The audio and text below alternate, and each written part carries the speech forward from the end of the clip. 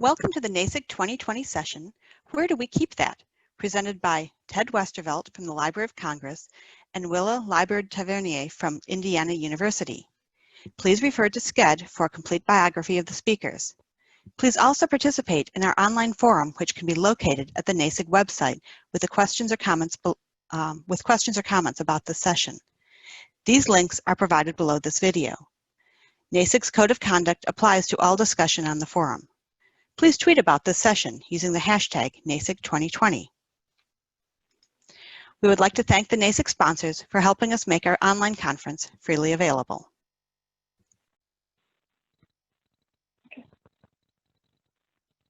So today's presentation is about the Keepers Registry and the digital content in library collections. Where do we keep that?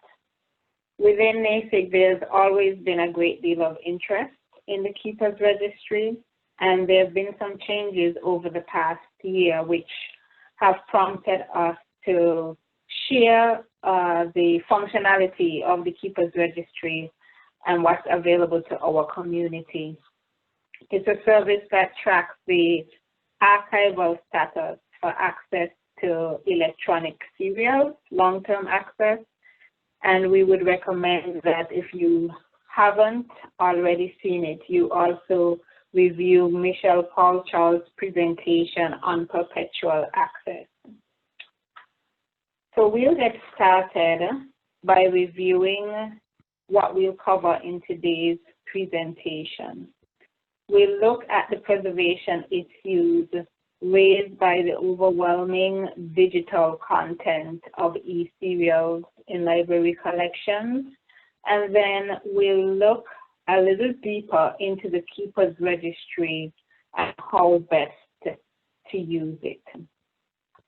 So let's start by taking a look at the first issue, which is how do we preserve what we do not own?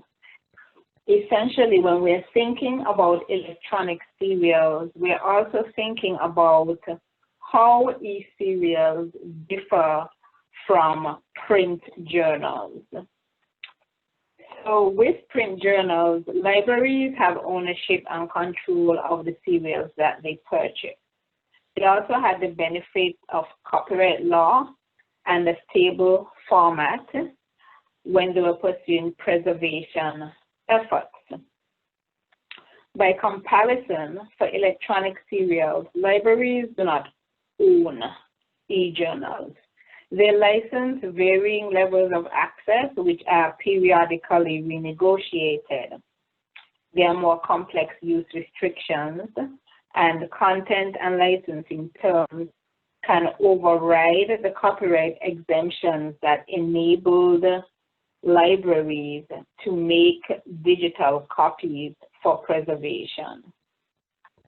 Formats change frequently, and digital rights management may also inhibit preservation efforts. Preservation concerns may also not feature prominently in licensing negotiations. Yet, as we'll see on the next slide, digital content in libraries is overwhelmingly digital. So these figures are taken from ACRL metrics, and the high proportion of electronic serials held by libraries stands in stark contrast to the holdings of hard copy journals. If we look at the median figures, we see that for electronic serials, it is almost 20 times as high as for print serials, and for the average figures, it's about 9 times as high. So the content is overwhelmingly digital. And we go to the next slide to look at subscription costs and the value of what's in collections.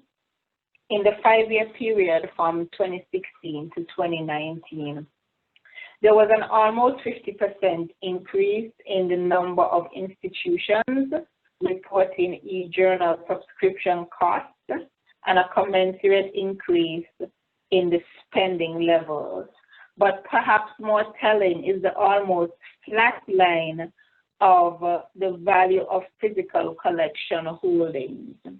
As you would see, the number of institutions reporting did increase by 27%, but the value of the holdings, the green line at the bottom, that increased only by 13%.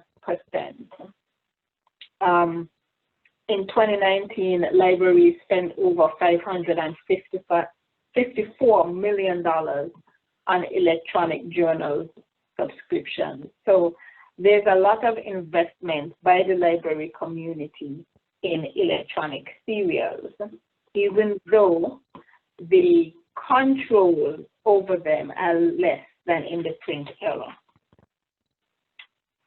So on the next slide, we also look at how it looks globally. So this looks at figures from the ISSN portal. ISSN is the sole grantor of unique identifiers for electronic journals worldwide. And we see that the trend is the same from 2010 to 2019.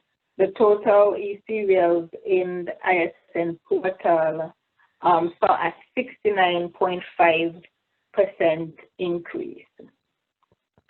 And if we look at a specific example from industry, on the next slide, we look at wireless serials that move to online only year by year, and we see the same upward trend. Wiley is one of the major journal publishers. Their growth in serial shifting to online only between 2011 to 2015 shows the same general upward trend. There were 44 moving in 2011, 38 more the following year, 55 in 2013, 89 in 2014, and then 96 in 2015. Thinking about our current environment, on the next slide, we look at what's happening with COVID-19. Much of scholarship has shifted to be virtual. Much of scholarly activity has shifted to be virtual. And as a result, we have presses switching to electronic only. And it's understandable in the current environment that there will be a reluctance to handle print if it's not necessary. Some of the headlines are that Rockefeller University Press has discontinued print. Bloomsbury is hoping that digital gains will soften COVID-19 impacts. WomensWearDaily.com reported that the Playboy magazine, which is not a scholarly publication, but it just shows the environment has ceased the print edition.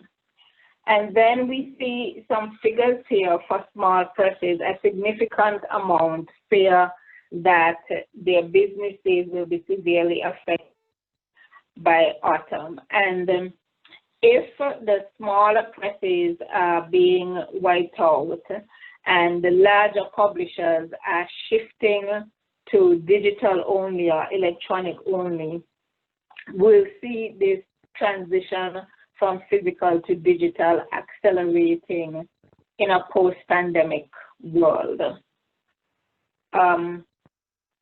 We don't see that even after the pandemic subsides, we don't expect things to be reversed to a pre-pandemic mode of operation. So we'll continue to see a shift to overwhelming digital content in serials holdings in libraries collections. Let's go to the next slide. So given this transformation of the landscape and given the fact that because libraries don't own the e-serials content, preservation activities would take place from the publisher side.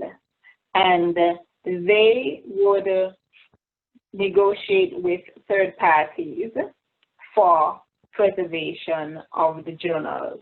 This doesn't mean that libraries don't have a role to play. What the landscape looks like is that there are third parties such as Portico and Clocks providing preservation services. Libraries support many of these institutions. The availability of the service doesn't restore control to libraries to the same extent they would have had in relation to print journals, but it means that libraries can still have an impact on responsibility for preservation of the scholarly record. The Public Knowledge Project, which runs the open journal system, is a keeper as well. This was started by a consortium of Canadian universities, but it is currently supported by both US and Canadian universities. And PKP is helping to ensure that open access content does not become lost in the long term by undertaking responsibility for archiving the open access journals that are hosted in open journal systems and they also cooperate with LOCKSS. This has international significance as OJS is used globally. In terms of national institutions, one of the things that we can consider is whether national institutions should also place the preservation of open access electronic serials as a priority. Many of them have already done so, strategically establishing workflows for ingesting open access electronic serials content. These include the Library of Congress, KB, which is the National Library of the Netherlands, the British Library, and the National Science Library of the Chinese Academy of Sciences. Finally, consortia of research libraries as well as specialist agencies have emerged to join efforts in digital preservation.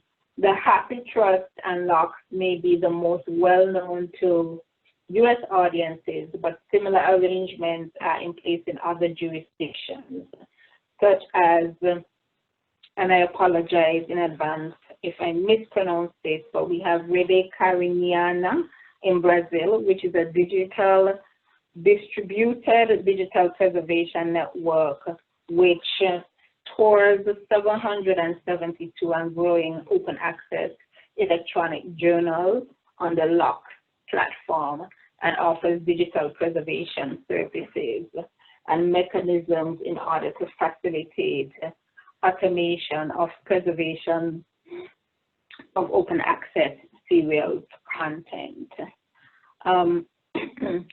So now we'll go ahead and look at why collaboration is needed and.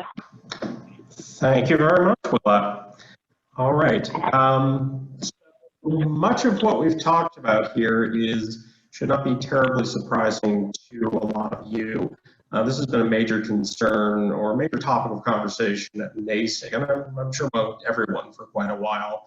But there's an exceptionally good presentation that was given 5 years ago at NASIG when we could all meet together by Ann Kenny on this very concept of how much this is a collaborative effort with her keynote speech. And the conclusions there strike home, I think, some of the major things that we need to know, which are become apparent in the slides that Willa showed earlier, that no party can do this alone, and no single archiving program can meet all needs. This is very, very much a collaborative effort. It was apparent in 2015, it's apparent in 2020. In the process of her presentation, though, Anne pointed out one thing which I wanted to highlight right now, which is that really great thing called the Keepers Registry. And so I think it's useful to talk about it a little bit now. The Keepers Registry, what is it? It's fundamentally a service which provides information about the archival status of electronic serials. It's a one-stop shop for what is out there, who's looking after it, and then of course, if it's not on there, then it's at risk. There's a general default that you want at least one keeper, but in terms of how the keepers and the entire ethos of the Keepers Registry is what's considered the keep safe number is to have 3 archiving institutions preserving it to ensure that if disaster strikes someplace, we're not putting all our eggs in one basket. And this allows us some idea of what is out there being preserved and by how many. It aggregates the preservation metadata, and it is for both digital native and the digitized journals, which is important. I feel like sometimes we set boundaries between the two, which are becoming less and less relevant as time goes on, as digitized content is less what it used to be, which is the quick and dirty access copy that we could share quite easily. And now digitized journal content is becoming collection material, and it's not the equivalent of photocopies, it is actually content for the long term.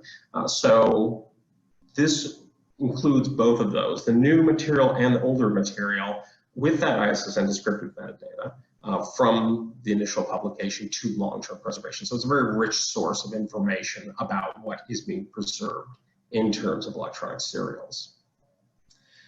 Now, a little bit of the history of Keepers Registry, which is why we're presenting today. After some pilot work, it was officially launched in 2011. It was managed by ADINA, which is an institute at the University of Edinburgh, and it was funded by JISC in the UK. They managed this for years, even as they built it up, they expanded it out. It's very much an international alliance, which gets to the point of the ISSN International Center being involved. And so it was growing by leaps and bounds, but of course, in 2019, JISC was looking at their allocation of resources. They felt that they had gotten the thing going, was up and running, but on the other hand, it was no longer within the scope of JISC's own sort of vision of the future, and they were unable to support it any longer. So in April, they announced that this would no longer be the case. And then over the course of the summer, the ISSN International Center, in consultation with the keeper agencies, had a discussion, and the ISSN IC decided to take on and host the Keepers Registry and just make it part of the suite of services that they have been building and advancing and growing, and fit nicely with that.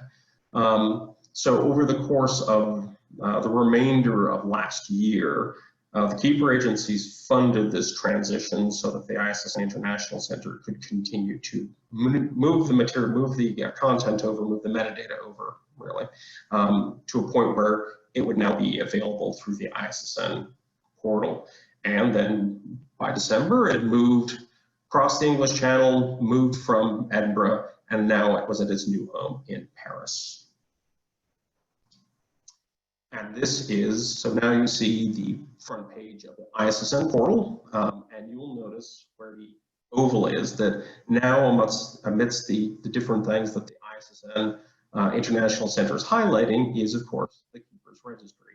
And somewhat hard to see, I hope you can, is that by going to portal.issn.org or by going to keepers.issn.org, you can find this information there right on this website. So now the Keepers Registry is officially, its final and permanent home is as part of the suite of services being provided by the ISSN International Center. Now, one of the interesting and useful things here is now, even if you're not looking for something for its archival status, is that it has now been integrated into the information provided naturally in the ISSN portal. If you were merely searching for a serial in the ISSN portal for whatever reason, now it will automatically show whether it's part of this or not. It's just part of the metadata being offered as part of its natural searches. So you'll see there, when it is part of the Keepers Registry, you see the little keeper symbol, and you know it's kept. No symbol, not kept. So this is just an automatic feature that is part of the service provided by the ISSN portal as its sort of basic metadata that you get through searching. So this is, in and of itself, it's not merely the ISSN portal has taken on something sort of complementary to it. It is integrating that metadata in ways that make metadata of the ISSN that's in the ISSN portal just more broadly useful to people. So here is the sort of the home page of the Keepers Registry now within the ISSN portal. It's part of what they refer to as their freemium model. All of the searching here is allowed for free by anyone. They're exploring how best about what other services may be provided on other bases. And I think that the more people engage with this, with the portal in general, but specifically with the Keepers Registry, and the feedback can be provided, it will help inform how they continue to move the Keepers Registry forward and iterate that, and continue to provide a service which will be of the most value to all its users. So if you see here sort of at the top, you'll see a very simple your standard search bar. You can put in the ISSN, you can put in the title, and you can search away and see what you will find. But of course, there is always an advanced search where you can do either or between title and ISSN. But just as useful, you can also filter or search by the archiving agency, which can be particularly useful since while having it in as many archiving agencies as possible is useful, based on your particular need, it may be more useful to know it's in particular archiving agencies. So say you're in Canada and you're interested in something there. Well, then maybe what you really want to do is it's nice to know it's at, say, the Library of Congress or the Swiss National Library or something like that. But really what you want to know is, well, is it say in PKP or the Scholars Portal and maybe Clocks or Portico, the ones that seem more of immediate need to you personally, or whatever. But in any case, it gets to that idea that there is, you can filter down to specifically where it's being kept. If you really are trying to focus on that, for my purposes, do I really need to know not merely that it's being kept, but who is keeping it? And then you will get this list of hits with the sort of basic metadata you will see. Naturally, along the side, you see the little symbol for the Keepers Registry, which makes sense. You'll also notice that all of these are part of ROAD, which is the a directory of open access scholarly resources from the ISSN Register, which is also part of the suite of services offered by the ISSN portal, which can be useful there. So you can see, well, it says open access as well.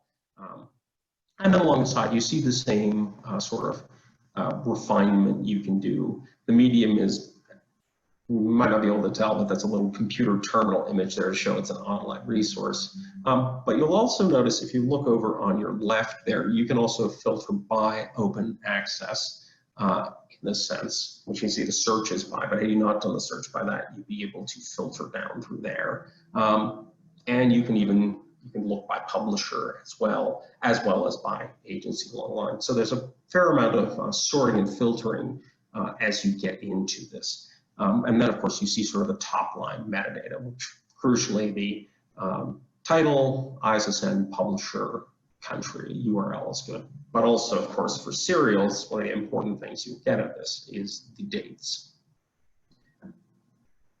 And if you then choose one of these titles, this is the sort of record you will see. It digs down into more detail, language, frequency, also another very useful thing for serials, people interested in serials. It also links, of course, to other versions of this, often print version. Many of these are the same way. And if you look down to the bottom, you can also see when it was created in the ISSN portal, which can be useful if you're looking into the history of it. Often working with serials is a little bit of detective work, and so it's another nice bit of information which might help you, lead you in the direction you need to go. but it's fairly rich bit of metadata there. It's hard to see at the top because it's in faint gray, but above the title there, there's a box that says resource information, and that's what you're looking at right now. Next to that is something that says archival status, and that's where I'd like to go to next. If you click on that, this is where you get the real details on where it's being preserved. And this is probably one of the more helpful things for serialists. You'll see it's archived, which makes sense. You also see the publisher, and then it's broken down by individual keeper who's keeping it. You get a very nice date range there too, from when the first year they started, or the first year they have content archived, to the most recent year they have content archived. Sometimes they've got everything in a block. You'll see the clocks one is say they have everything from volume 1 to 22. But many of the others, they break it down more specifically. So you can see with the National Library of the Netherlands, they give you each of the volumes, then also the issues within that they have, and it's very nice. For the most part, you look at the Dutch example here, and it's basically you've dealt monthly, at least recently, and they have, say, volume 14, issues 1 to 12, volume 15, issues 1 to 12. And you look at Portico, and it's the same way. But the great thing here, of course, is that if you glance down at Portico, you'll notice that for volume 19, it's 1 to 6, and then 8 to 12. For some reason, issue 7 of volume 19 was never provided to them. I think anyone who works with serials know this is not the most uncommon thing on earth to happen to any of us, even in a digital world. When you start dealing in volume, small gaps can start to open up. And if you're interested in a serial, it's not merely that somebody has an issue of a serial. You want to know which issues of the serial they have. And this is where you get that sort of really deep ingrained thing. If someone's looking for material from 2016, you can dig in. If you want to see what someone has, you know that Portico or Fox or National Library of the Netherlands or whomever, they have this title, but the crucial thing is, do they have these issues? Do they have this span? Do they have this year? What is it they have specifically, so that I can trust that this is being preserved and not merely that they had it for a while, but then something broke down, and for some reason the relationship between them and the publisher, say, went south, and they no longer get it. Whatever happened, this is sort of possibly the most useful sort of specific bit of information, I think, there. I would also note that one of the nice things about this in pure transparency is you'll see the updated. That is the last date on which the keeper sent their current holdings to the ISSN International Center. So you can see not merely that they have it, but also they may have more recent things, or they may have older material. This is a situation in which they had everything from issues, say, 12 to 22, but then suddenly they got the back files in the past 6 months that they now has expanded either backwards or forwards, but it might have grown since then. Generally, the keepers attempt to update this on a monthly basis. You'll notice that in this case, both, this is a somewhat older screenshot, but in any case, both Clocks and Portico had updated as of the end of January this year when the screenshot was taken. But the National Library of the Netherlands had been about a month, 2 months previous than that. So it's useful to look at that too, because once again, these are snapshots in time, but it gives you a very good idea of who's preserving this and where they're preserving it, specifically what they're preserving as of which date, which really gives that. So you really can take a look at that and say, yes, this is where I left that. It's there in Portico, and it's in Clocks, and so after the sort of overview of the Keepers Registry, the real question is how to use it. And the overview here is there are 3 sort of buckets in which to think of this: audit, identify, and mandate. the first thing you do in terms of the Keepers Registry is you check the preservation status of those e-journals to which you subscribe. You're paying good money for them. Are they being preserved? Are you buying something that's not here today, gone tomorrow? It's the most simple and straightforward thing you can check on there. In the process of doing that, you can start to identify where the gaps are. Are there any high priority or high risk content? Is it a range of content that's missing? Is the title missing entirely? Based on your knowledge, are there titles which are of particular value to you or your community which are not in there? And if it's not in the Keepers Registry, it's not the only, not all institutions or organizations that are committed to long-term preservation are in there, though always new ones are welcome. So it's worth checking with your national library. For example, the Library of Congress, which serves as the National Library of the US, is part of this. But Libraries and Archives Canada is not at this time. The German National Library is not. Well, the British National Library, the Dutch National Library are, and the French National Library, Bibliothèque Nationale in Paris is not either. So it's worth checking with them as well to see if they have it. There are other places to go to. This is a good central point, but it's not the only place to search. So having done all this, it's information you take back. If they're not doing it, talk to your publishers, get them to commit to the robust digital preservation and the license terms. This is an important thing, and I'm probably preaching to the choir here, but this is an important thing that you can add to the terms. You're paying money for this, and so it's worthwhile getting it in there. And check your license terms. Can they allow for you to do, say, institutional preservation of content that you paid access, you paid for access? Or is it possible that there's a separate, one of the consortial or collaborative ways in which you can do this? Is that within the scale? So that in terms of preservation is, if publisher is not doing it, what can you do based on what you know, either in your own institution or between some of the other keepers or other collaborative or consortial organizations? So it really gets down to the role of research libraries, which I know is a major part of the community and an important part. I want to stress that very, very much. Often we take a look at the preservation of this material, and as we move from a physical to a digital world, the focus is shifting, but it is so essential that we work together. There may be keepers to do the long-term preservation on this, but to a good extent, they cannot succeed in this without the research libraries, without other libraries that are not doing the actual preservation of the files to work with. You're absolutely essential to identifying those priority e-journal titles. I have had conversations with members of other keepers, and this is incredibly useful information. They would be immensely glad to get.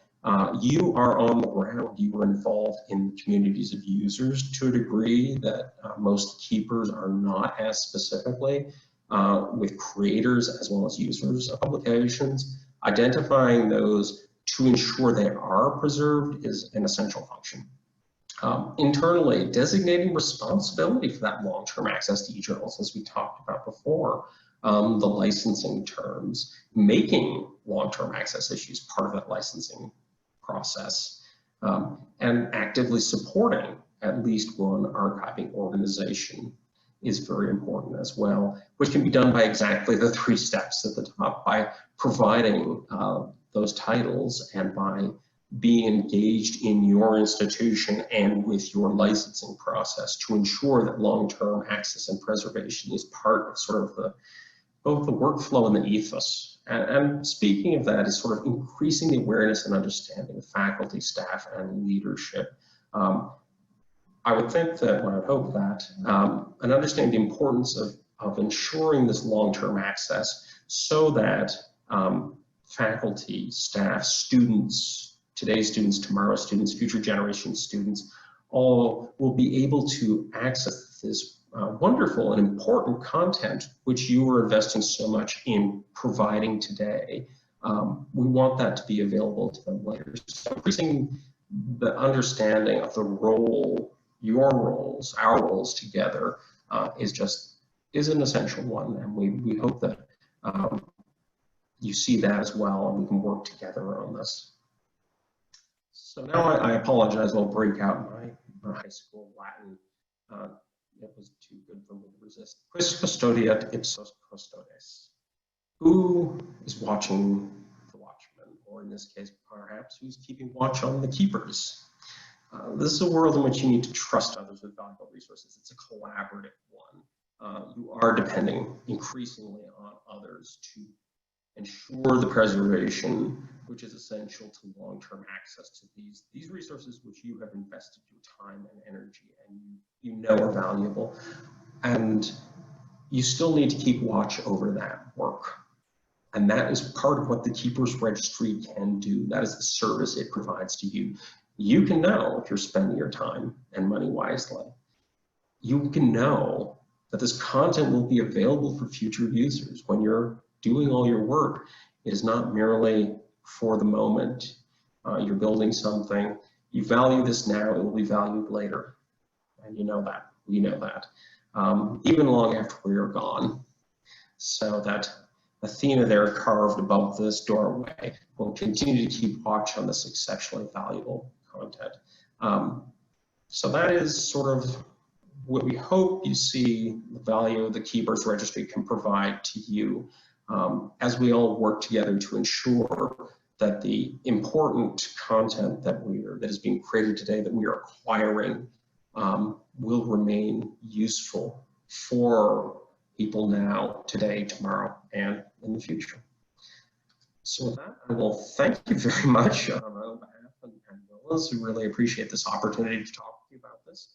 If you have any questions, by all means, feel free to email either of us. And beyond that, please follow, check in with the NASIG forum with any questions you want to discuss there. We're looking forward to talking with you there. And with that, I will thank you very much. Thank you very much, Ted and Willa, and thank you for attending this NASIG 2020 session. The speakers will be monitoring the NASIG forum through June 2020. The links to the forum, SCED, and our code of conduct are below this video. Please tweet about this session using the hashtag NASIG 2020. Thank you.